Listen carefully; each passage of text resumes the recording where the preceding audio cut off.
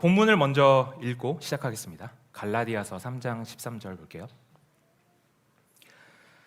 그리스도께서 우리를 위하여 저주를 받은 바 되사 율법의 저주에서 우리를 속량하셨으니 기록된 바 나무에 달린 자마다 저주 아래에 있는 자라 하였습니다. 아멘. 지난 시간에 이어서 죄와 저주에 대해서 배우고 있습니다. 예수님께서 우리를 위해서 저주가 되셔서 우리를 속량하셨다는 오늘 말씀은 예수님께서 십자가에서 달려 죽으심으로 우리의 죄와 그리고 죄의 모든 효력을 무력화시켰다는 것입니다. 그런데 이 사실을 우리가 머리로만 아는 것만으로는 아무 효력이 없습니다. 믿음으로 받아들여야 합니다. 머리로 아는 것은 사실 교육을 통해서 누구든지 할 수 있는 일입니다. 말씀도 마찬가지입니다. 교육을 통해서 알 수는 있지만 아는 것이 한도가 있습니다. 제가 지난 몇 주 동안 성전 구조와 함께 같이 설명드렸던 게 있었죠. 여기가 영의 세계라고 하면은 여기가 이제 육신의 세계라고 했고, 여기에서 많은 것들을 할 수 있지만 우리는 결국 여기로 나와야 된다는 거.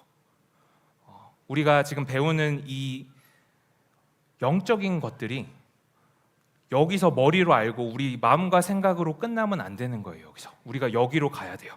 그래서 이게 나의 말씀이 돼야지, 나에게 아멘이 돼야지 내가 그 삶을 살 수가 있는 겁니다.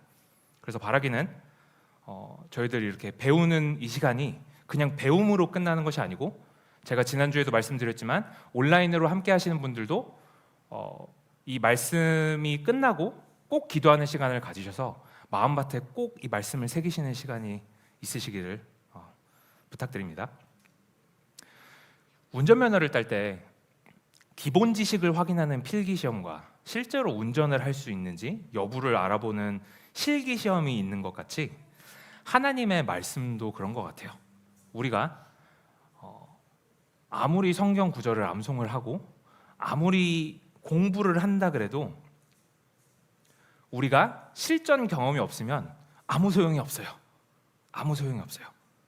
우리가 지금 배우는 것들이 사실은 인생을 바꿀 만한 내용들입니다. 인생을 바꿀 만한 귀한 것을 배워도 믿음으로 받아들이고 이 삶에서 실제로 적용하지 못한다면은 그냥 나와는 상관없는 지식일 뿐입니다. 누구에게는 오늘 이 시간이 그냥 또 다른 금요일 예배일 수도 있겠고, 누군가에게는 인생이 바뀌는 시간이 될 수도 있습니다. 바라기는 저희 기름 부으신 교회 분들은 후자가 되기를 원합니다. 그래서 제가 지난번에도 말씀드렸지만 이 말씀 듣는 시간을 이 예배와 같이 병합해서 생각을 하셨으면 좋겠어요. 자, 제가 설명을 드릴게요. 카메라에 잘리기 때문에 여기 이상으로 가지 않겠습니다. 이게 성전이라고 했을 때 저희가 찬양을 하고 기도를 하고 이 예배를 드리는 과정에서 하나님을 점점 바라보게 되는 과정이 됩니다. 이렇게 한 걸음씩 나아가게 돼요. 우리가 찬양을 하면 할수록 내가 가지고 있었던 내 생각은 뒤로 내려놓게 되고 점점 하나님을 바라보는 것을 경험을 하셨을 거예요. 이렇게 다가가서 말씀을 들을 때는 이제 여기서 이렇게 말씀을 들어야 됩니다. 그래서 저희들 이 예배의 일부라는 것, 지금 이렇게 말씀 전하는 시간이 비록 너무나도 부족한 제가 사람의 입으로 이 말씀을 전하지만 저도 여기에서 말씀을 전해야 하고요, 우리 듣는 저희들도 여기 와서 말씀을 들어야 돼요. 그래서 어떤 그 방해가 있다고 하더라도 여기에 집중하셔야 돼요. 여기 방에서 이게 흔들리면은 여기에서 흔들리는 거예요. 여기서 여기로 넘어가지를 못해요. 그러니까 저희 말씀 들을 때 제가 지금 설명드린 이거를 조금 기억을 하시면서 영의 자리로 나가야 돼 이러시면서 들으시면 좋겠습니다. 저희가 이 기도 시간을 조금 더 이렇게 늘리고 있는데요, 이 기도를 할 때 간절한 기도가 아니면은 사실은 그 기도는 상납되지가 않습니다. 간절함이 조금 있으셨으면 좋겠어요. 어떤 문제를 가지고 계실지라도 하나님 기회 되면 해결해 주세요 이러면은 간절성이 안 느껴지죠. 하나님의 마음을 감동시켜야 되는데 하나님이 그런 기도를 듣고 과연 감동을 하실까 한번 생각을 해보시는 게 좋을 것 같아요. 그래서 저희가 이 말씀을 듣고 말씀을 들을 때도 기도하는 마음으로 말씀을 듣고 계속 마음밭에 새기면서 하나님 나에게 어떤 말씀을 하시려고 하시는 것입니까? 기도로 계속 받아들이면서 그 간절한 마음을 계속 쭉 유지하셨으면 좋겠어요. 자, 먼저 저주를 통해서 나타나는 주요 증상을 다시 한번 짚고 넘어가겠습니다. 제가 지난주에 말씀을 드렸던 것 같이 기침이 나오는 것이 꼭 감기 때문은 아닌 것처럼 이 증상들도 꼭 저주 때문은 아닐 수 있습니다. 그러나 주요 증상이기 때문에 자세히 살펴볼 필요가 있습니다. 그리고 오늘 조금 깊이 살펴보겠지만 가족력도 상당히 중요합니다. 자, 첫 번째, 정신병. 둘째, 계속되는 질병. 이게 유전병이면은 더 의심을 해볼 만합니다. 세 번째, 여성에 관련된 문제죠. 임신 또는 월경 관련 문제. 넷째, 가족 간의 문제, 이혼, 형제끼리 다툼 등등. 특히나 가족력이 있으면 더욱이나 더 저주를 의심해 볼 만합니다. 다섯째, 계속되는 재정적 부족함. 욕심 때문이 아니라 뭐를 해도 안 되고 뭐가 되려고만 하면은 항상 거기서 막히는, 지금 이런 걸 얘기를 하는 거예요. 항상 무슨 사고가 터져서 가난에 시달리는 것. 특히나 그 가난이 윗대에서부터 계속 이어졌다면 더 의심을 해볼 만합니다. 여섯째, 계속되는 사고. 뭐만 하면 다치는 거예요. 똑같은 사람이 똑같은 길을 지나가도 이상하게 꼭 넘어져서 다치는 사람이 있어요. 그런 경우를 가리키는 겁니다. 일곱 번째, 가족 중에 자살이나 부자연사가 있는 경우. 이 가족력이 굉장히 중요합니다.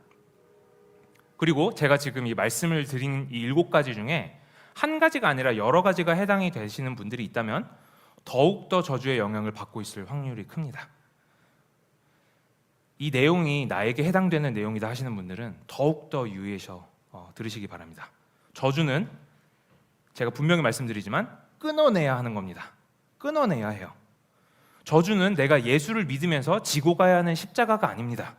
저주는 끊어내야 하는 거예요. 뭐 사람들이 사는 게 다 이런 거 아니겠어 하는 생각은 절대로 하나님께서 주시는 생각이 아닙니다. 왜? 저주는 그냥 저주만 임하는 게 아니고요. 축복이 흐르는 것을 막아요, 저주가. 우리는 모든 여러 가지 삶의 문제를 가지고 하나님께 구합니다. 그런데 의사를 찾아가서 문제를 해결해 달라고 할 때는 마음을 비우고 가야 합니다. 내 생각과 내 뜻은 내려놓아야 합니다. 내 안에 더러운 것이 가득 있다면, 나에게 저주의 영향이 계속 흐른다면 그 근본적인 문제가 먼저 해결이 되어야지 단순히 내 눈에 보이는 다른 문제를 해결하는 것이 먼저가 아닙니다. 최근에 저희 집에 그 에어덕트를 한국말로 뭐라고 하는지 모르겠는데 이 통풍되는 밖으로 이렇게 연결되는 그 에어덕트가 있는데 한국말이 갑자기 생각이 안 나네요. 그 에어덕트에 조금 문제가 생겼습니다. 새가 둥지를 지었어요. 그래서 어떤 문제가 생겼냐? 일단 거기서 새끼들이 많이 태어났고요. 날마다 집에 들어갈 때마다 이 새들이 짹짹거리는 소리가 점점 성숙하더니 어느 순간에 다 날아갔어요. 그런데 문제는 뭐냐면은 이 둥지를 지으면서 온갖 쓰레기를 다 가져왔어요, 이 새들이. 그래서 그게 에어덕트에 이렇게 들어가니까 그게 에어컨이든 히터든 뭐든 아무것도 안 틀어도, 틀으면 더 심하고 아무것도 안 틀어도 그 쓰레기 냄새가, 썩는 냄새가 이게 진동을 하는 거예요.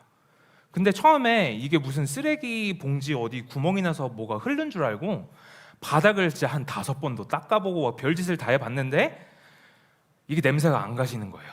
이게 도대체 뭘까? 그러다가 이거는 분명히 저 새들 문제다. 이걸 알고서 매니지먼트 오피스에 전화를 했더니, 제가 아파트에 살거든요. 그래서 매니지먼트 오피스에 전화를 했는데 자기 문제가 아니라는 듯이 그냥 막 이렇게 시간을 끌더라고요. 해결해 준다고 하고서 사람들이 왔는데도 정작 문제가 있는 에어덕트는 보는 게 아니고 저기 다른 이상한 에어덕트를 보고 아무 문제 없다고 하고 갔어요. 자, 제가 이 말씀을 왜 드리느냐? 저주는 이 쓰레기 같습니다. 이거를 통해서 여러 종류 더러운 것들이 다 흘러요. 이게 시간이 지나니까 또 어떤 일이 생겼냐면은 거기서 구더기가 생겼어요. 그래서 그 구더기가 하필이면은 떨어지는데 그 저희 집에 이 키친 보면은 여기 위에 팬이 있거든요. 근데 그 팬 있는데 그게 에어덕트랑 어떻게 연결이 돼가지고 거기서 구더기가 이렇게 떨어지는 거예요. 근데 그거를 또 어떻게 알았느냐? 요리를 하려고 불을 켰는데 갑자기 뭐가 치지직 하더니 막 움직이는 거예요, 이렇게. 그래서 뭐야 하고 봤더니 밥맛이 싹 떨어지더라고요. 냄새 나는 것도 이게 문제였는데 이거는 진짜 도저히 안 된다. 그래가지고 한동안 조금 그거에 시달렸는데 다행히도 이제 원인은 제거를 했습니다. 근데 아직도 냄새는 조금 남아 있어요. 근데 제가 이 말씀을 왜 드리느냐? 이 원인을 해결하지 않으면요, 무슨 방법을 다 써도 냄새는 나더라고요. 방향제를 제가 한 세 가지 다른 걸 써봤거든요. 안 돼요. 해결이 안 돼요. 이 원인을 해결하지 않으니까 방향제를 뿌리니까 더 역한 냄새가 나요. 우리 삶에 문제가 있으면 이 문제의 원인을 해결하지 않으면 여러 가지 우리가 해결 방법을 이것저것 써봐도 원인이 해결되지 않으면 절대로 고쳐지질 않아요. 순식간뿐인 겁니다. 자, 근데 이게 시간이 조금 지나면요, 좀 익숙해져요. 아무리 쓰레기 냄새라 그래도 사람이 금방 익숙해지더라고요. 시간이 지나면 어디 나갔다 오지 않는 이상 참을만해지거든요. 자, 장 목사님께서 이번 주일날 말씀을 하셨었는데 기도하면서 처음 드는 생각은 성령님이 주시는 생각일 경우가 많습니다. 그리고 더더군다나 하나님께서 원하시는 기도를 하며 처음 감동이 오는 것은 거의 99% 성령님의 감동일 확률이 높습니다. 제가 지난번에 말씀을 드렸었죠. 하나님이 무조건 응답하시는 기도가 있다고. 그게 뭐냐? 하나님, 나의 문제를 알려주세요. 나의 문제를 알려주세요. 내가 하나님의 뜻대로 살고 싶습니다. 이런 기도는 하나님께서 100% 들으셔요. 근데 문제는 이런 기도만 하시고 끝나는 것이 아니라 이런 기도를 하실 때 속히 행하셔야 된다는 겁니다. 쓰레기 때문에 냄새가 나는데 거기에 오래 있으면 이제 익숙해져서 살만하거든요. 이거를 치워야 되겠다, 당장 해결해야 되겠다 했을 때 바로 움직이지 않으면 이런 생각이 들 수 있습니다. 이거 뭐 냄새는 나긴 나는데 그래도 뭐 살만한데? 이런 생각이 들 수 있습니다. 그리고 나서 그냥 냄새 나는 거 뭐 대충 막아두지 뭐. 제가 지금 제 얘기하는 겁니다. 쓰레기 봉지로 한번 막아놨었는데 이게 안 되더라고요. 그러다가 그냥 내일 하지 뭐. 그러다가 그냥 다음에 하지 뭐. 그러다가 나중에 기회 되면 하지 뭐.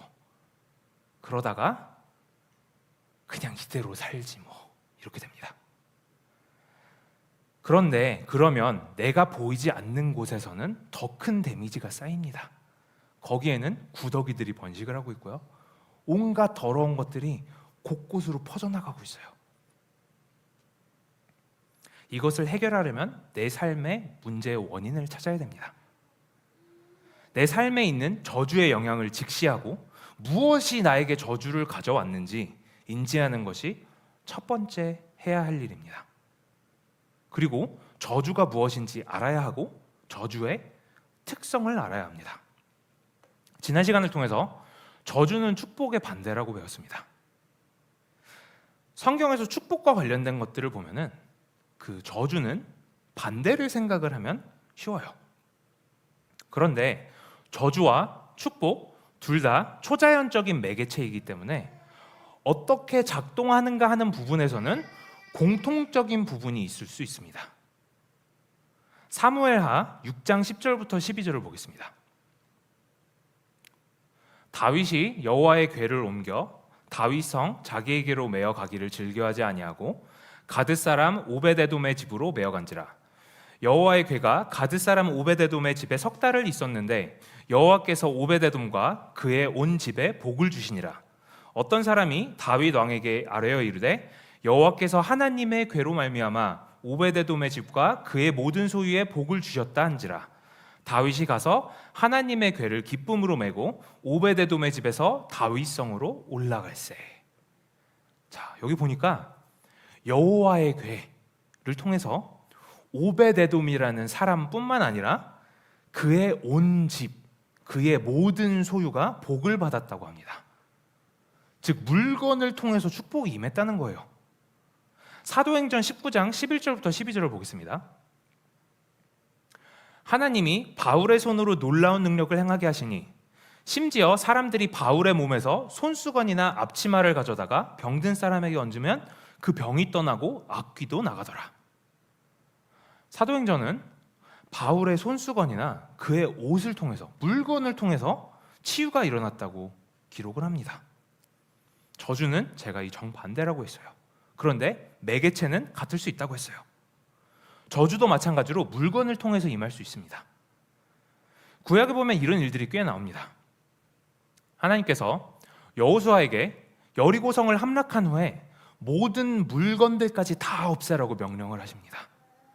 그런데 아간이라는 사람이 그 명령을 어기고 몰래 파괴해야 될 물건을 땅을 파가지고 거기에 숨겨놓습니다. 여호수아 7장 1절을 보겠습니다.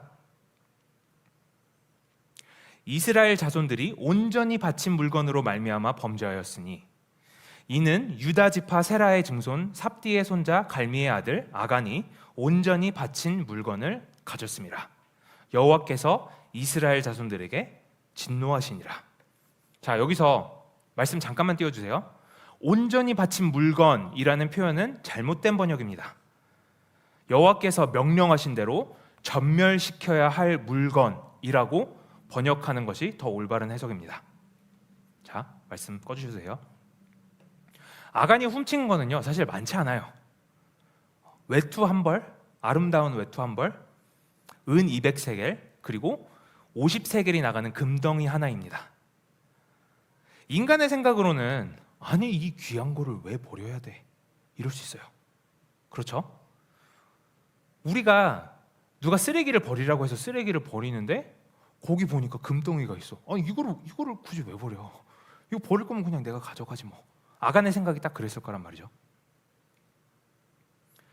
내가 이런 것쯤은 하나쯤은 가져가도 상관이 없지 않을까? 어차피 버릴 건데.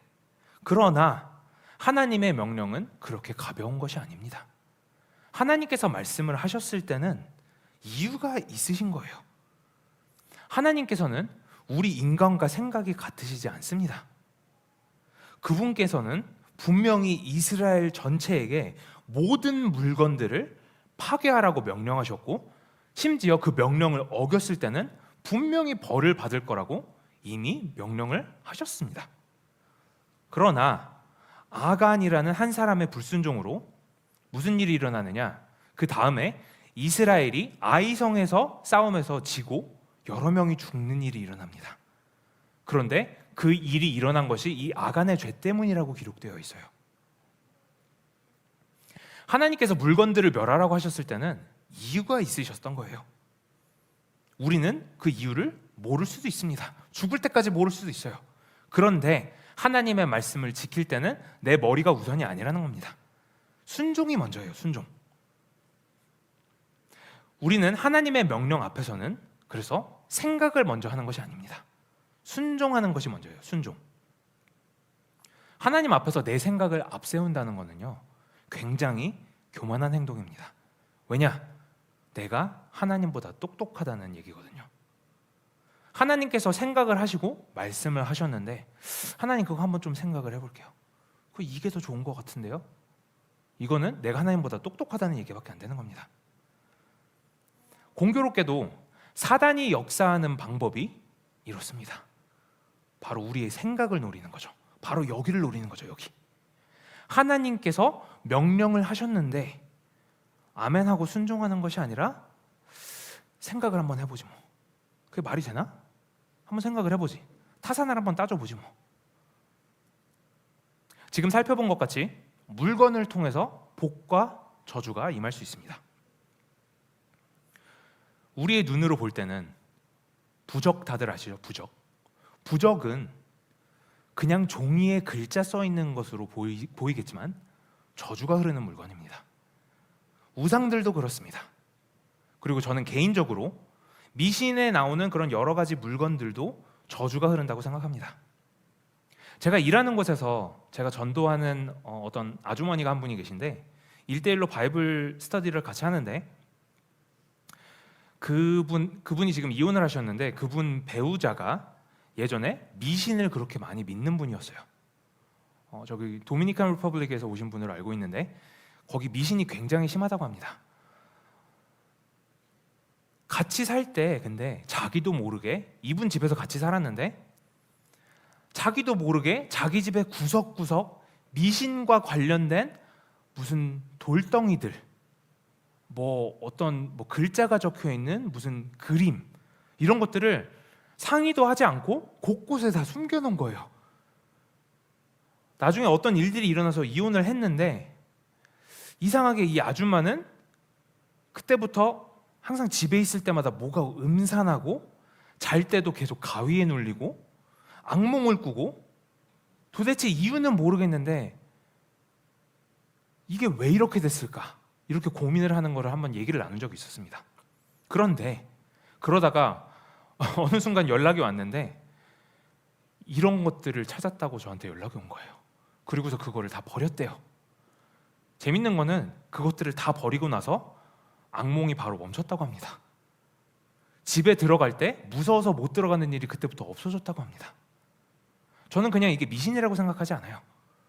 물건들을 통해서 충분히 저주가 임할 수 있다고 생각합니다. 저희들은 그러면은 실질적으로 어떻게 하면 좋을까? 이렇게 생각하시면 좋을 것 같아요. 혹시 긴가민가한 물건이 있으시면 그냥 버리시기 바랍니다. 똥으로 여기세요. 똥으로. 비싸고 싸고 그거 중요하지 않아요. 긴가민가하면 그냥 버리세요. 어떤 그림을 볼 때마다 기분이 좀 음산하다. 버리세요 그냥. 어떤 사진을 볼 때마다 기분이 음산하다. 버리세요 그냥. 똥을 아깝다고 하지는 않을 거 아닙니까? 영적인 세계에는 우리가 이해할 수 없는 일들이 많이 일어납니다. 그러나 우리는 일어나는 결과를 통해서 영적인 세계가 우리의 세계와 알 수 없게 신기하게 연동이 돼 있다는 것을 알 수가 있습니다. 이 아간이 범죄한 사건에서 또 하나 눈여겨볼 것이 하나가 있습니다. 지금처럼 개인주의 사회에서는 이해하기가 힘들겠지만 한 사람의 죄 때문에 그와 관련된 여러 사람이 피해를 입었다는 겁니다. 이스라엘 백성들은 하나님의 백성이기 때문에 크게 보면 남이 아니고 한 가족이기 때문입니다. 교회 구성원들도요. 우리 눈으로는 다 남으로 보일 수 있지만 하나님의 눈으로는 가족으로 보실 수 있다는 것을 우리는 알아야 합니다. 남이 아니에요. 저는 한편으로 현대 교회에 이런 모습이 없다는 것이 너무 마음이 아픕니다. 가족의 죄 때문에 다른 가족 구성원이 피해를 입게 되면 피해가 입게 될 것 같으면 서로가 범죄하지 않도록 모두가 서로 하나님의 뜻대로 살도록 노력할 거 아닙니까? 마찬가지로 교회 구성원 한 명 한 명이 정말 가족이면 우리 모두가 서로를 권고하고 그거 그렇게 하면 안 돼. 우리 다 같이 큰일 나. 서로 권고하고 우리 다 같이 기도하자. 서로 격려하고 하나님의 뜻대로 살도록 노력하게 되는 것이 당연합니다. 교회는 예수님의 지체입니다. 그래서 누군가가 믿음에서 벗어난 것이 보이면 자기 얼굴에 침 뱉는 꼴인 정죄를 하는 것이 아니고 사랑으로 권고하고 어떻게 해서든 회복을 위해서 노력하는 것이 참된 교회의 모습일 거예요. 그 믿음 없다고 우리가 손가락질 할 수 있는 그 사람이 바로 나와 한 몸을 이루고 있기 때문이죠. 엄지손가락이 새끼손가락 보고 너는 왜 이렇게 말랐니? 그럴 수 없는 것처럼 우리가 믿음이 조금 약한 사람을 가지고 저 사람은 왜 껐듯 그냥 맨날 삐쳐? 저 사람은 왜 맨날 말을 저렇게 해? 저 사람은 신앙생활을 오래 하면서 왜 항상 믿음이 저래?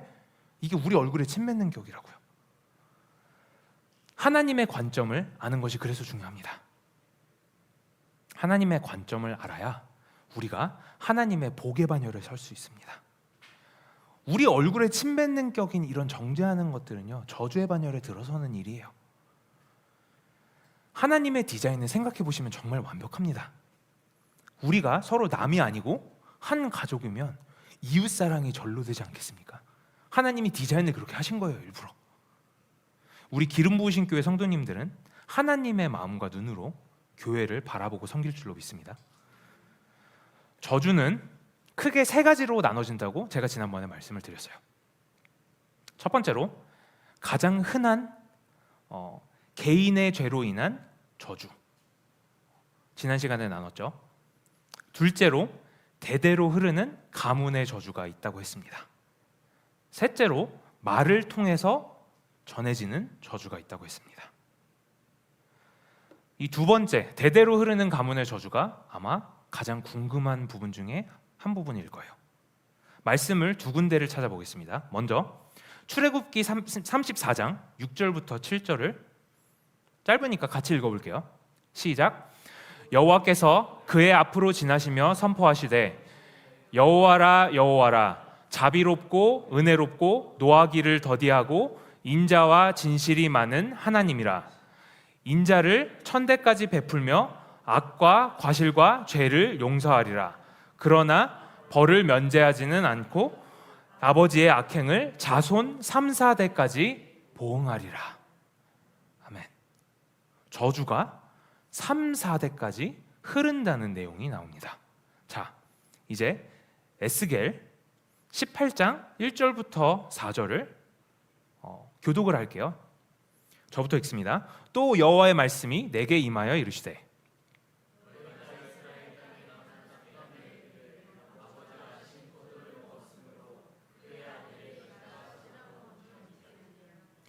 주 여호와의 말씀이니라. 내가 나의 삶을 두고 맹세하노니 너희가 이스라엘 가운데에서 다시는 이 속담을 쓰지 못하게 되리라.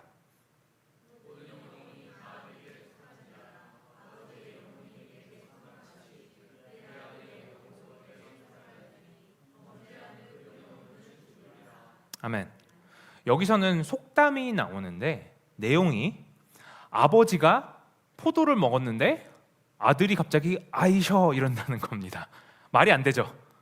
그 말은 뭐냐면은 아버지가 죄를 지었는데 아들이 아이고 내 죄 이렇게 한다는 거예요. 지금 이 속담이 말이 안 된다고 하나님이 꼬집으시는 겁니다.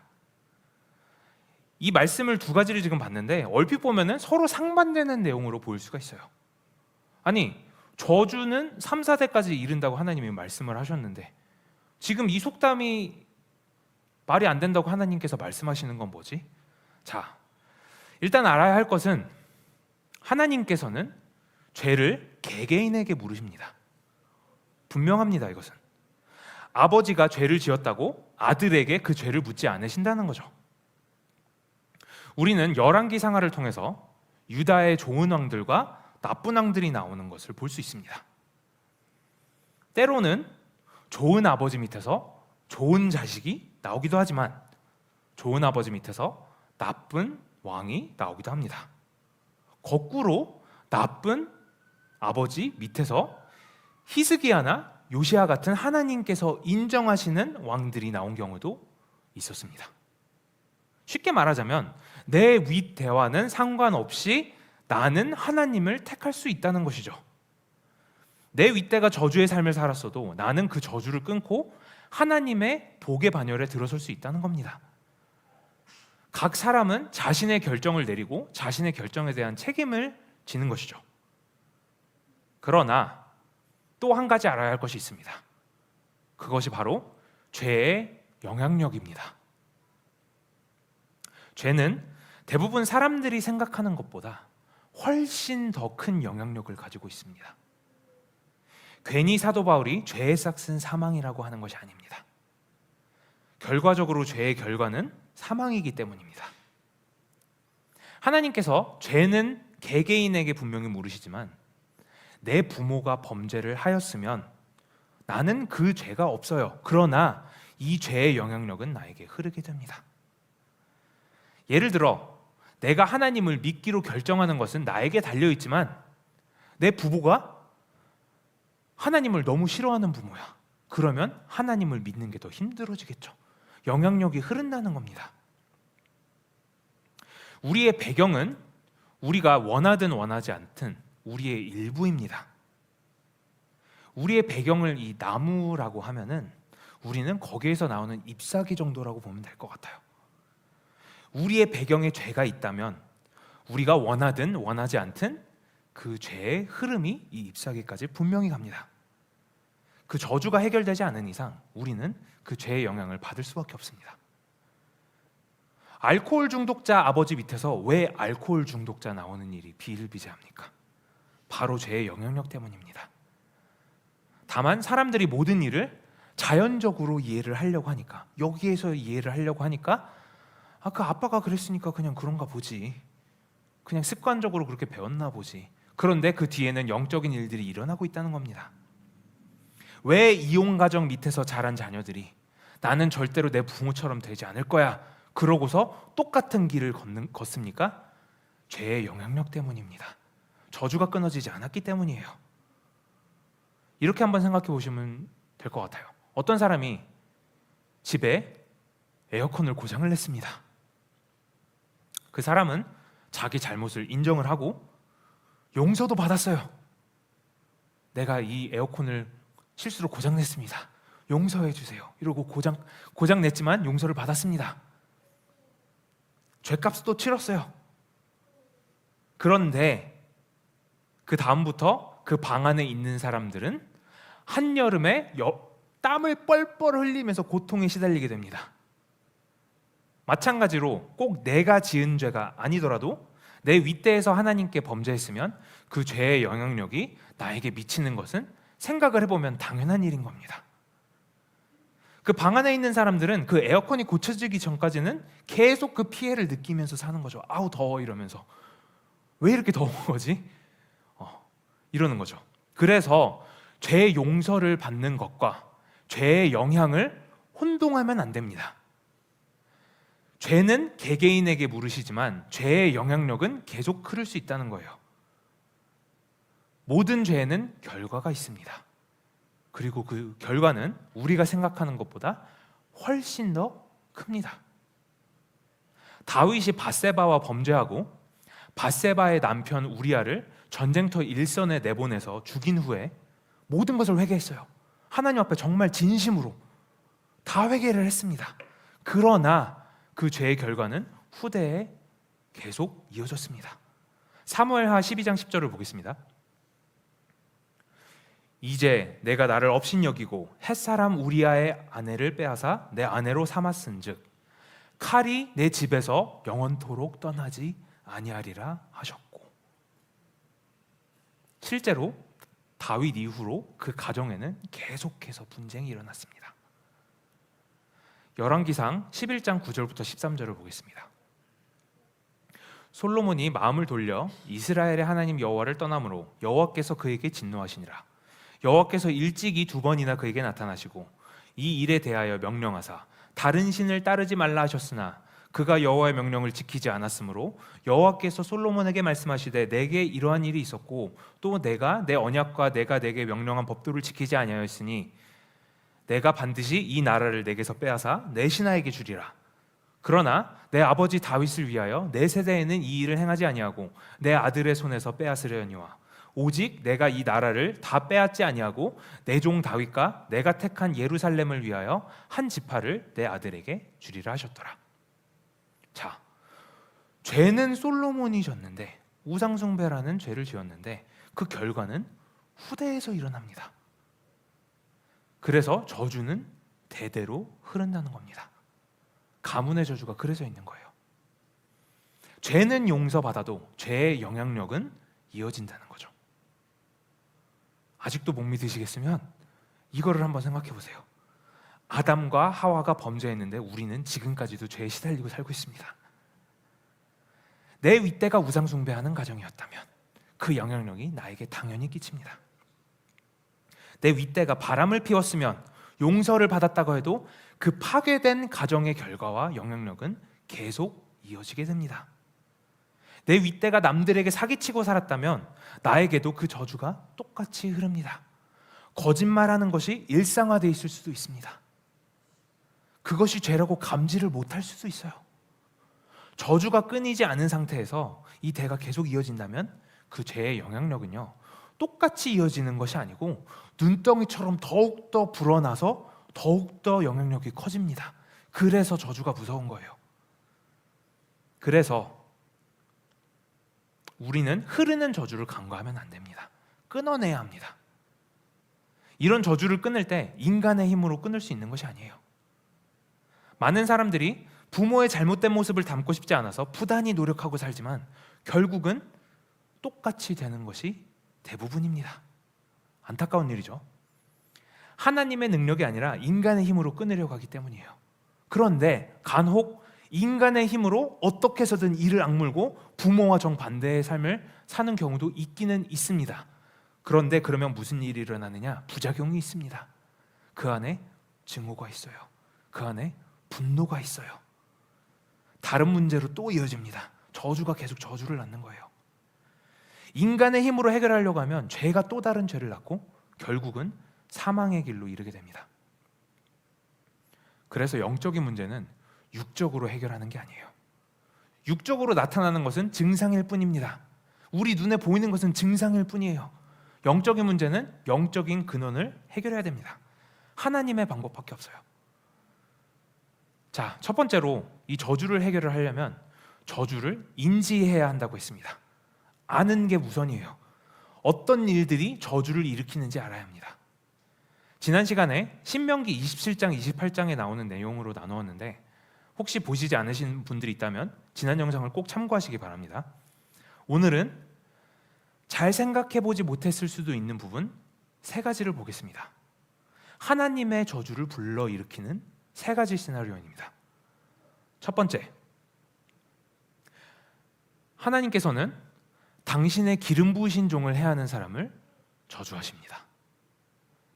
제가 지금 여기 서서 이 말씀을 전하지만 굉장히 부담되는 말씀입니다. 시편 105장 14절부터 15절을 보겠습니다. 그러나 그는 사람이 그들을 억압하는 것을 용납하지 아니하시고 그들로 말미암아 왕들을 꾸짖어 이르시기를 나의 기름 부은 자를 손대지 말며 나의 선지자들을 해하지 말라 하셨도다. 아멘. 무슨 말씀이냐면요, 하나님의 기름 부으신 종을 해하면 하나님께서 직접 관여하신다는 겁니다. 지난 시간에 아브라함에 대해서 배웠죠. 하나님께서 아브라함을 축복하십니다. 아브라함을 욕보게 한 사람들이 저주를 받는 것을 우리는 지난 시간에 배웠습니다. 심지어 잘못의 시작은 아브라함이었는데도 불구하고 저주는 상대방이 받았습니다. 왜? 하나님께서 직접 관여를 하셨기 때문에, 그렇게 약속을 하셨기 때문에.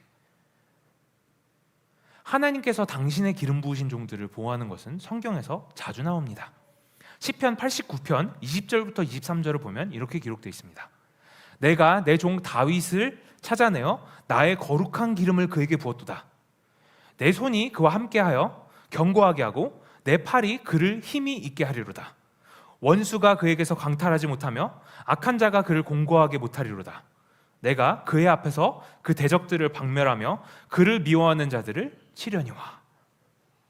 쉽게 말해서 하나님께서 다윗을 택하시고 기름을 부으셨기 때문에 다윗을 대적하는 사람들은 하나님께서 직접 보호하신다는 겁니다. 민수기 12장을 보면 모세의 누나 미리암과 아론이 모세가 구스 여인을 아내로 맞았다고 해서 모세를 비방하는 내용이 나옵니다. 민수기 12장 1절부터 2절을 보겠습니다. 모세가 구스 여자를 취하였더니 그 구스 여자를 취하였으므로 미리암과 아론이 모세를 비방하니라. 그들이 이르되 여호와께서 모세와만 말씀하셨느냐 우리와도 말씀하지 아니하셨느냐 하며 여호와께서 이 말을 들으셨더라. 무섭게 끝나죠. 2절을 보면 모세를 향한 질투도 섞여 있었던 것 같습니다. 아니, 너만 응답받아? 나도 응답받아. 너가 특별한 것 같아? 나도 하나님하고 교통할 수 있는 사람이야. 지금 이랬다는 거예요, 미리암하고 아론이. 누나 입장에서 보면, 누나죠, 미리암이 누나죠. 누나 입장에서 보면 동생의 부족한 모습들이 가족으로서 눈에 띄었을 거예요, 분명히. 인간적으로 충분히 가능한 일입니다. 그러나 문제는 모세는 하나님의 기름 부으신 종이었다는 것이죠. 하나님께서 당신의 일을 위하여서 구별하신 사람입니다. 그런데 미리암은 그것을 상관하지 않고 막 비방하던 중에 하나님께서 개입하시게 된 겁니다. 그러고 나서 곧 미리암은 문둥병에 걸리게 됩니다. 민수기 12장 9절부터 10절을 보겠습니다. 여호와께서 그들을 향하여 진노하시고 떠나시매 구름이 장막 위에서 떠나갔고 미리암은 나병에 걸려, 나병이 문둥병입니다, 눈과 같더라. 아론이 미리암을 본즉 나병에 걸렸는지라. 자, 이 일이 있고 나서 아론이 모세에게 한 번만 봐달라고, 중재해달라고 요청을 합니다. 그리고 나서 모세가 하나님께 가서 중재를 해요. 하나님, 한 번만 용서해 주시옵소서. 그랬더니 하나님께서 뭐라고 말씀하시느냐, 일주일 뒤에, 바로 치료하시지 않습니다. 일주일 뒤에 다행히도 치료를 해주셨습니다. 제 포인트는 하나님의 기름 부으신 종들은 하나님께서 직접 보호하신다는 거예요. 직접 관여하십니다. 또 민수기 16장을 보면, 너무 길기 때문에 찾아보지는 않겠습니다, 고라, 다단, 아비람이라는 사람이 당을 짓고 모세와 아론을 대적하는 일이 일어납니다. 광야 생활이 너무 힘드니까 모세하고 아론한테 화를 낸 거죠. 왜 우리를 잘 살고 있는 애굽에서 끌어내가지고 광야에서 이런 힘든 생활을 하게 하냐, 우리 광야로 돌아가자, 이러고서 당을 짚습니다. 하나님께서 이 일에 너무 화가 나셔서 땅을 열으셔가지고 그 사람들을 다 삼켜버립니다. 이 사람들의 눈으로는 모세와 아론의 어떤 문제들이 보였겠지만 그것이 인간의 부족함이던가 또는 리더십의 문제던가, 뭐 인간의 문제가 무언가는 분명히 보였겠지만 그들은 모세와 아론이 하나님의 기름 부으신 자들이었다는 것을 간과한 겁니다. 혹시 오해하시는 분들이 계실까봐 말씀드리지만 저는 제 의견을 전하는 것이 아니고 말씀에 있는 것을 설명해 드리는 것뿐입니다. 참고로 저는 오늘날의 목회자들이 모두 모세와 아론과 같은 기름 부으신 하나님의 종이면 얼마나 좋겠냐마는 그렇지 않다고 생각하는 일인 중에 한 명입니다. 또 정말 목회자답지 않은 목회자들도 정말 많고 거짓 목회자들도 너무 많다고 생각하는 사람입니다. 그리고 저는 오늘날의 목회자들이 모든 비판과 질책에서 벗어나야 한다는 이야기를 하는 것이 절대로 아닙니다. 목회자든 누구든 그 어떤 사람도 잘못을 하면 거기에 따른 책임을 져야 하는 게 마땅합니다. 그러나 우리가 알아야 할 것은 판단은 하나님께서 하시도록 우리는 한 걸음 물러서야 한다는 거예요. 왜냐하면 너무 위험하니까. 성경에서 기름 부으신 하나님의 종들은 하나님께서 분명히 보호하신다고 말씀을 하셨는데 우리가 누가 기름 부으신 종인지 모르면 한 걸음 물러나 있어야겠죠. 하나님의 저주를 불러일으키는 큰 일 중 하나가 바로 이 일입니다. 이 주의 종을 해야 한다는 것은 말로 험담하는 게 될 수도 있고 내 생각대로 판단하고 정죄하는 것도 다 포함이 됩니다. 이런 이유로 저도 고쳐진 버릇이 하나가 있습니다. 더 이상 어떤 목회자들이 말씀이 이렇다 저렇다, 이 목회자들의 삶이 이렇다 저렇다 감히 제 잣대로 판단하지 않습니다. 인간의 눈으로 보이는 것이 있지만 제가 못 보는 부분들이 분명히 있다는 것을 인지하고 판단은 하나님께로 맡기기로 했습니다. 왜? 정죄하는 것은요, 내가 하나님의 자리로 올라가는 것임을 깨달았기 때문이죠. 비난거리가 없어서 안 하는 것이 아니에요. 목회자를 비난하는 것은 백해무익하기 때문에 안 하는 겁니다. 사무엘하 1장 14절부터 16절을 보겠습니다. 다윗이 그에게 이르되 내가 어찌하여 손을 들어 여호와의 기름 부은 자 죽이기를 두려워하지 아니하였느냐 하고, 다윗이 청년 중 한 사람을 불러 이르되 가까이 가서 그를 죽이라 하매 그가 치매 곧 죽으니라. 다윗이 그에게 이르기를 내 피가 내 머리로 돌아갈지어다. 내 입이 내게 대하여 증언하기를 내가 여호와의 기름 부은 자를 죽였노라 함이니라 하였더라. 자, 다윗은 자신을 모함하고 죽이려 하는 사울에게 복수할 기회가 여러 번 있었던 사람입니다. 그러나 복수하지 않았던, 그를 해하지 않았던 이유가 단 한 가지 있습니다. 사울이 기름 부은 자였기 때문입니다. 그것을 두려워했어요. 하나님께 구별받은 자였기 때문이었습니다. 아무리 우리 눈으로 볼 때는 이 사람 저거 좀 정신이 이상한 것 같은데, 뭔가 문제가 있는데, 완전 폭군인데, 사울랑 뭔가 좀 문제가 있는데 이럴 수가 있지만, 하나님께서 구별해서 기름 부으신 자라는 것은 이건 변하지 않는 사실이기 때문입니다. 다윗은 그것을 알았기 때문에 절대로 사울을 해하지 않았어요. 그 부하들이 그렇게 요청을 하는데도 아니야, 절대로 손대면 안 돼, 이렇게 막았던 게 다윗입니다. 그러나 지금 이 말씀에서 나오는 젊은이는 그것을 상관하지 않고 사울을 죽였습니다. 본인 생각에는 다윗을 위해 공을 세운 것이라고 생각했겠지만 돌아온 것은 죽음뿐이었습니다. 그리고 다윗은 이 청년을 죽이도록 명령을 하면서 저주를 합니다. 내 피가 내게 돌아갈지어다. 너가 한 일 때문에 너가 지금 저주를 받는 거야. 요새 유튜브를 보니까 무슨 이단 연구소 어쩌고 저쩌고 막 뜨더라고요. 너무 이게 그 썸네일이 너무 화려해가지고 이게 뭐야 하고 한번 클릭을 해봤는데, 참 뭐 웬만한 목사님들은 그냥 다 싸자고 하다가 이단이라고 하더라고요. 근데 그거를 봤더니 뭐 이유를 설명한다고 하고서 끝까지 봤는데 이유를 설명을 안 해요. 타당한 이유가 하나도 없어요. 전 참고로 그 목사님들을 잘 알지도 못합니다. 그런데 참 그걸 보면서 와, 이분들은 이게 얼마나 무서운 일인지 모르는구나, 이런 생각을 하게 됐습니다. 하나님께서 직접 개입하실 수도 있는 일이라는 것을 안다면 과연 감히 2단이다 3단이다 4단이다 하는 말을 쉽게 꺼낼 수 있을까? 2단이라는 말은 끝이 다르다는 거잖아요. 근데 이분들은 끝을 안 가본 분들 같은데 어떻게 끝이 다르다고 판정을 내리시는지, 단지 자기 생각에 교리가 잘못됐다고 2단이라고 판정을 하시는 건지 조금 의문이 드는 그런 일이 있었습니다. 그래서 제가 이 말씀을 왜 드리냐면, 이걸 통해서 제가 또 버릇을 고친 게 하나가 있어요. 뭐냐? 예전에는 제가 교리적으로 뭐가 조금 맞지 않는 분들이 보이면 저분 2단인 것 같아, 조심해야 돼, 이랬던 사람입니다. 알아보지도 않았어요. 그냥 다른 사람들이 다 2단이라고 하니까, 공부한 사람들이 2단이라고 하니까 뭐 2단이겠지 그러면, 아니 땡 굴뚝에 연기나래라는 말이 있는 것처럼 뭐가 있으니까 2단 소리를 듣겠지, 그럼 2단이야, 그냥 이러고 생각을 안 했어요. 근데 그게 얼마나 큰 죄라는 것을 깨달았습니다. 하나님께서 직접 개입하실 수 있는 일이라는 것, 그 이유로는 저는 더 이상 판단하지 않습니다. 기름 부으심 받은 자를 대적함으로 하나님의 저주가 임할 수 있다는 것을 인지하셔야 합니다. 자, 두 번째로, 이 부분은 너무 당연한 부분이기도 한데 사실은 잘 모를 수도 있는 부분입니다.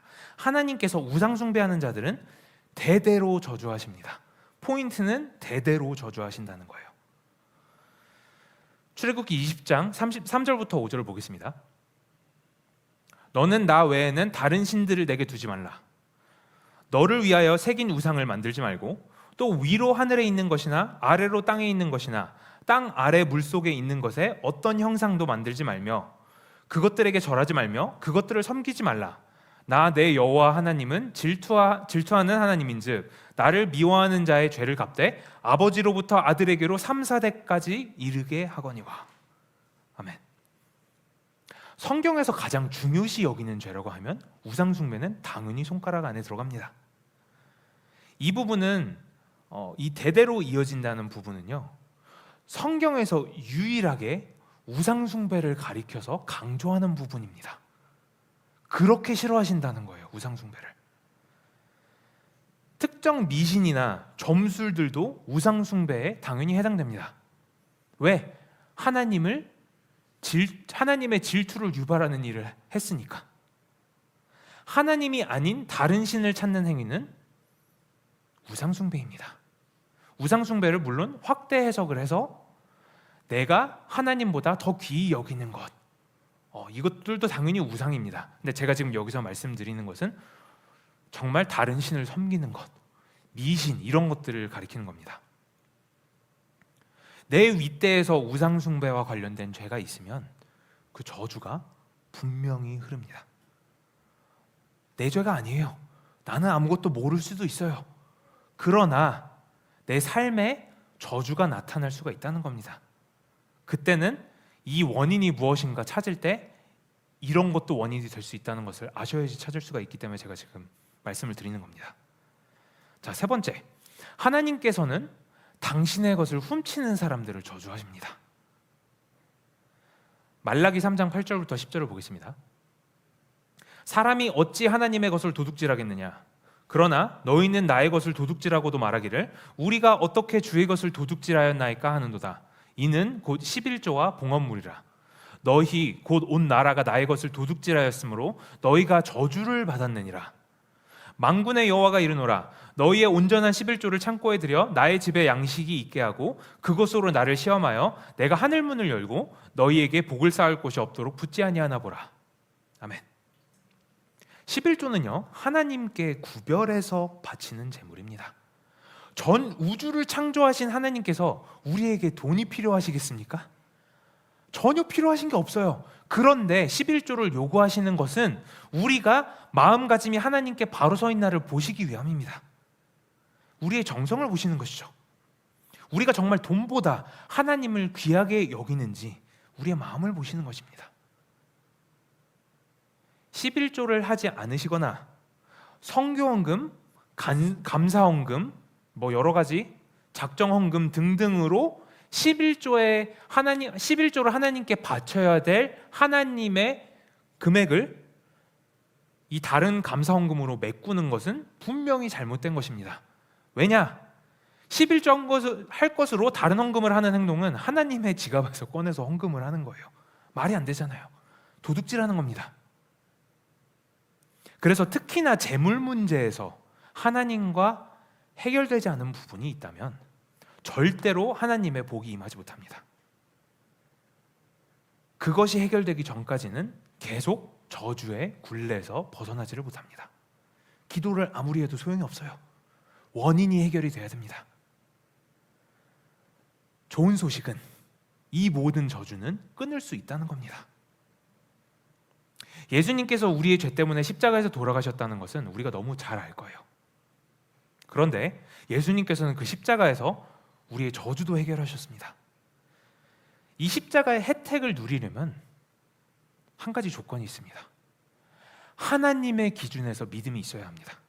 우리 기준이 아니에요. 하나님의 기준에서 믿음이 있어야 합니다. 이사야 53장 6절을 보겠습니다. 우리는 다 양 같아서 그릇 행하여 각기 제 길로 갔거늘 여호와께서는 우리 모두의 죄악을 그에게 담당시키셨도다.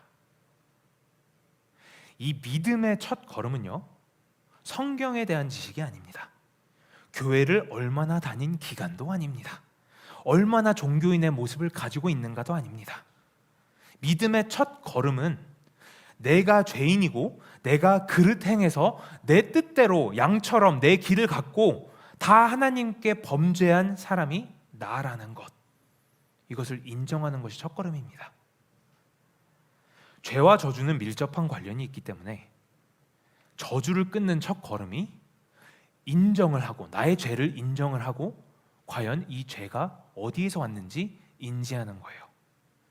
그래야만 예수님의 십자가 역사가, 법적으로 해결된 그 십자가 역사가 내 삶에서 경험으로 저주를 끊는 역사가 일어납니다. 예수님의 십자가 사건은 제가 지금 말씀드린 것 같이 우리의 문제를 법적으로 해결하신 거예요. 우리 믿는 자들에게는 십자가가 단지 법의 영역에 머무는 것이 아니라 체험으로 가야 합니다. 내 문제가 논리적으로 머리로 해결이 된다는 것을 믿고 끝나는 것이 아니라, 그거는 삶으로 전달이 안 되잖아요. 머리로 알고 끝나잖아요. 아, 그래, 하나님이 나를 위해서 돌아가셨어, 하나님이 나의 저주를 끊으셨대, 이러고서 여기 가면 무슨 소용이 있겠습니까? 누리지를 못해요. 체험으로 옮기지를 못합니다. 이것을 믿는다는 것은 머리로 하는 게 아니에요. 여기에서만 할 수 있는 겁니다. 믿음이 필요합니다. 믿음. 신명기 28장 1절을 보겠습니다.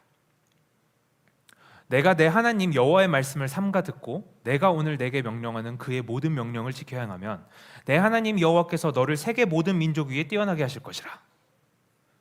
하나님의 복은 머리로 믿는 것만으로 이루어지지 않습니다. 머리로 믿는다고 체험으로 옮겨지지 않습니다. 머리로 믿고 내가 셀프 디스플린을 통해서, 내 자가 노력을 통해서 체험으로 이루어질 수 없습니다. 왜? 영적인 문제니까. 내 노력으로 되는 게 아니라는 거죠. 그런데 우리가 영적인 건데 영적인 건지 모르는 부분이 하나가 있습니다. 그게 뭐냐면 순종이에요. 순종이 영적인 겁니다. 그냥 머리로 생각하고 그냥 내가 바보가 되고 그냥 이렇게 해야지, 이렇게 하는 순종이 그냥 사람의 행동이 아니라는 거예요. 겉으로 보이는 것은 그래, 순종해야지. 아, 그래, 순종해야지. 내가 순종하도록 노력해야지. 이게 아니라고요. 순종은요, 여기에서 일어나는 거예요. 여기에서 이 순종의 결과가 일어났을 때 복이 임하는 겁니다. 하나님의 음성에 어떻게 반응하는지, 그게 이 순종이 결정하는 거예요. 하나님의 음성에 반응하는 것은요, 여기서 하지를 못해요. 여기에서 있는 거는요, 그냥 하나님의 음성에 노 하는 것뿐이에요. 예스, 순종은 여기서밖에 못해요. 따라서 저주를 끊는 방법은 순종할 때 일어납니다. 우리가 이걸 알아야지, 이 저주 끊는 방법을 내가 꼭 오늘은 알고 배워서 넘어가야 되겠어, 이게 아니라고요. 저주를 끊는 방법은요, 원리는 다 똑같아요. 여기에 나아가서 순종하는 겁니다. 다른 숄컷이 없어요. 빨리 끊으시려고 하면 안 됩니다. 이 방법밖에 없어요.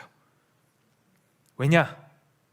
이거를 아무리 배우고 이 원리를 아무리 알아도 내가 아는 작은 것부터 순종하는 것이 하나님의 뜻이기 때문입니다. 하나님의 마음을 감동시키는 게 우리가 해야 될 일이에요. 여기에서 아무리 뭘 해봤자 하나님의 마음은 감동되지 않습니다. 하나님의 마음을 감동시키는 것은 여기에서 순종하는 겁니다.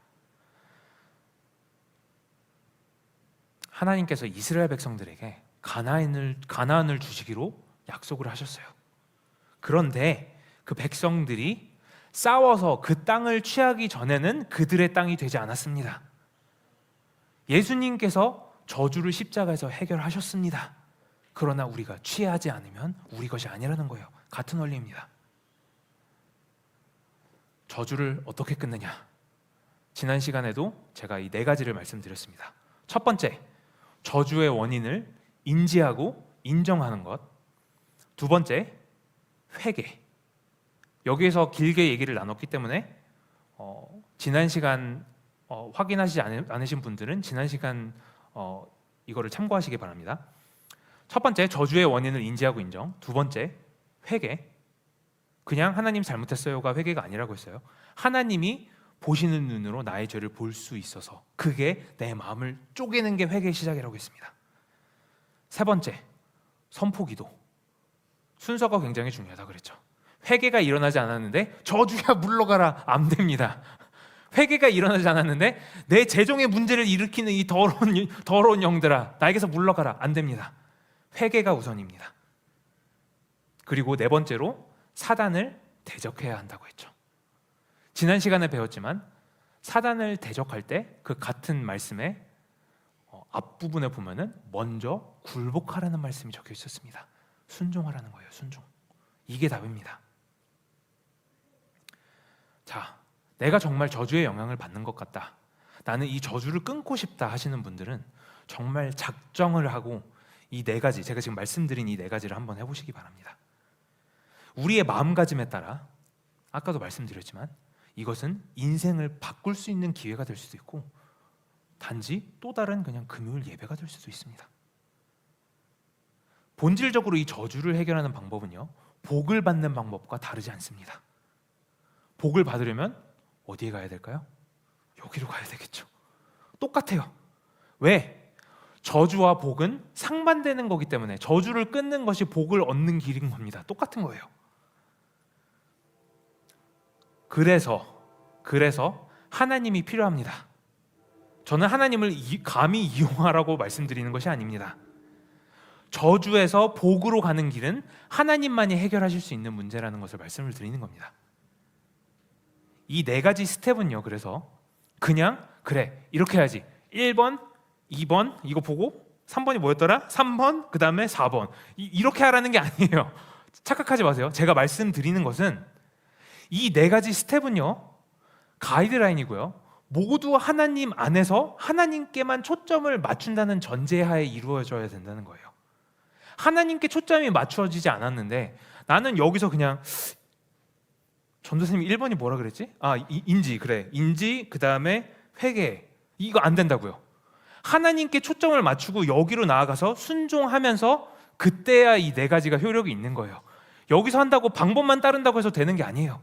이거는 무슨 우리가 쿠키 만들어내듯이 쿠키 이렇게 찍어내는 그런 기계가 아닙니다. 여기로 가는 게 최우선이에요. 이 방법밖에 없어요. 나의 기도 대상은 복의 근원, 아버지 하나님입니다.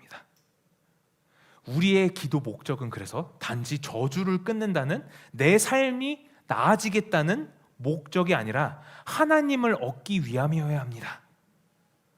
내 삶의 목적이 온전히 하나님 그분이 되면 이제는 하나님의 복을 취할 자격이 주어지는 거예요. 그리고 자연히 흐르게 됩니다. 큰 그림을 이렇게 한번 설명을 해보겠습니다. 복의 근원이신 하나님께서 여기 계세요. 이 아버지 하나님께 가는 길이 있습니다. 이 길이 예수 그리스도입니다. 예수님이라는 이 길을 지나가려면요, 통행료를 내야 돼요. 근데 통행료가 뭐냐? 이 통행료가 십자가입니다.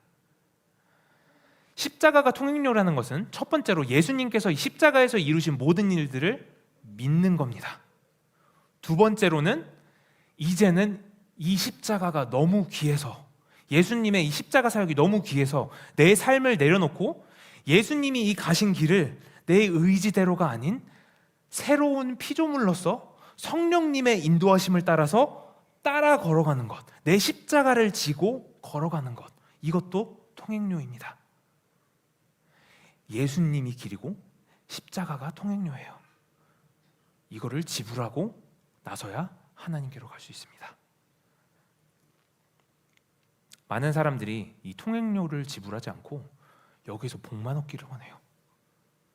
십자가는 지불하지 않고 통행료는 십자가를 반만 지불하거나 그냥 아이고 하나님 감사합니다 반만 지불하거나 또는 그래 어떻게 해서든 내가 노력해봐야지 하고 이것은 믿지도 않으면서 그냥 내가 어떻게 해서든 노력해서 나아가 봐야지 여기 십자가 끙끙거리면서 막 이러고 있는 사람들도 있고 값을 반만 지불하고서 복을 구하는 사람들이 너무 많아요. 그런데 이게 해결이 돼야 돼요. 자, 우리가 이 통행료를 내려면 여기까지 와야 되겠죠. 톨비를 내려면은 이 톨까지 와야 될 거 아닙니까? 여기까지 오는 방법이 한 가지밖에 없습니다. 또 이게 뭘까요? 믿음입니다. 믿음이 없이는요 이 십자가까지 오지를 못해요. 믿음이 없이는 예수님께로 오지 못합니다. 우리가 아버지께 나아갈 때는 이 순서를 변경할 수도 없고 이 중 하나를 건너뛸 수도 없어요. 우리의 저주를 끊으려면 아버지께로 나가야 합니다.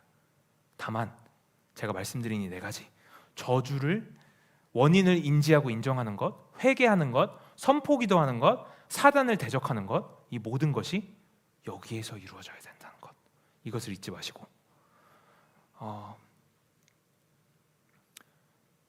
이쯤 되면은 조금 가슴이 답답하신 분이 계실지도 몰라요. 그럼 내가 할 수 있는 게 뭐야?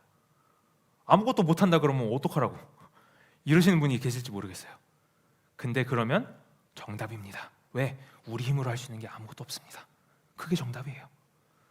그걸 알아야지만 하나님께 매달립니다. 하나님, 나 지금 죽게 생겼는데 내가 할 수 있는 게 아무것도 없어요. 이게 첫걸음입니다.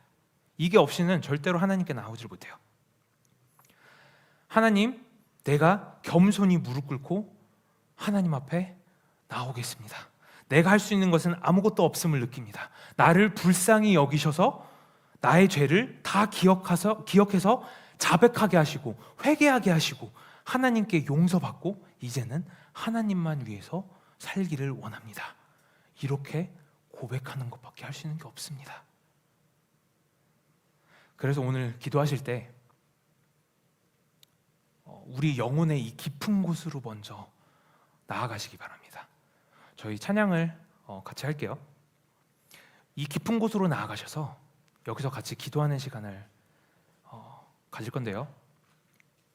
오늘은 특히나 저희 이 수련회를 앞두고 있기 때문에 수련회를 놓고 조금 같이 기도를 해주셨으면 좋겠어요. 수련회를 놓고 기도를 하실 때 오가는데 문제 없도록, 그리고 가서도 사실은 이게 이 프로그램이든 저 프로그램이든 프로그램이 중요한 것보다 하나님을 만나야 될 것 아닙니까? 그 프로그램 뒤에서 역사하고 계신 하나님을 만나야 될 것 아닙니까? 정말 바라는 것은 우리 교인들도 그렇고 저기 다른 교인들도 같이 하나님을 그렇게 체험하는 귀한 시간이 되는 게 제 바람입니다. 다른 교인분들은 어떻게 기도하시는지를 저희는 모르기 때문에 저희가 기도를 배로 해드려야 돼요. 왜? 같이 연합해서 수련회 가니까. 그래서 오늘 기도할 때 지난번과 같이 하나님, 내가 나에게 저주가 흐르고 있는 것 같습니다. 하나님, 알게 하소서. 그리고 내가 정말 이게 죄라는 것을 인지하고 인정하고 하나님 앞에 자백하고 회개할 수 있도록 나를 이끌어 주소서. 이 기도와 그리고 우리 수련회 가는 것, 그렇게 두 가지 놓고 집중적으로 오늘은 기도를 해보겠습니다.